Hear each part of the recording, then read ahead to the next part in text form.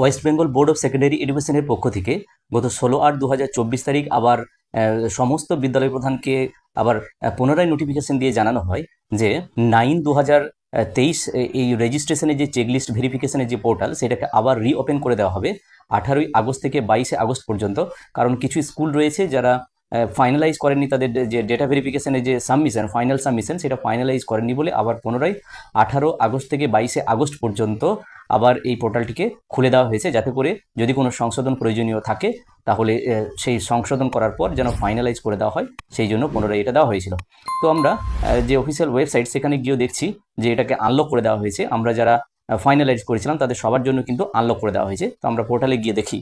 দেখুন আমরা পোর্টালে ফিরে এসেছি। তো আমার স্কুলের ক্ষেত্রে পোর্টালের যে ল্যান্ডিং পেজ সেটা খুলেছি। তো দেখুন নিচে যদি আমরা যাই, এখানে সাবমিট ফাইনাল ডাটা বাটনটি আবার অ্যাক্টিভ হয়েছে, মানে এই মুহূর্তে এটা আনলক অবস্থায় করে দেওয়া হয়েছে, যাতে করে আবার যদি কোনো প্রয়োজনীয় সংশোধনীয় থাকে তাহলে সেগুলো করার পর সাবমিট ফাইনাল ডাটা আবার আমাকে করতে হবে।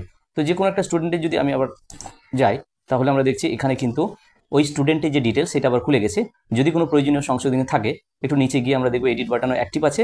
তো যদি কোনো প্রয়োজনীয় সংশোধনী থাকে সেটা করার পর কিন্তু আবার ভেরিফাইড অ্যান্ড সিলেক্টেড করে দিয়ে আমাদেরকে এই এডিটটিকে করে নিতে হবে। আর এডিট যদি কিছু না থাকে তাহলে অবশ্যই সবার জন্য ওটা আনলক হয়ে গেছে। আমরা দেখতে পাচ্ছি সাবমিট ফাইনাল ডেটা আবার একবার আমাকে করে নিতে হবে, এবং এটা করার পর এর আগে যেটা ফাইনাল সাবমিশন করা হয়েছিল এবং যে প্রিন্ট আউট নেওয়া হয়েছিল সেটা ইনভ্যালিড হয়ে যাবে, এবং পুনরায় এই যে নতুন করে আবার সাবমিট করলাম ফাইনাল ডাটা, এইটার পরে যে প্রয়োজনীয় সংশোধনী হওয়ার পর যে প্রিন্ট আউটটা নেব এইটাই ভ্যালিড প্রিন্ট আউট হিসাবে গণ্য হবে।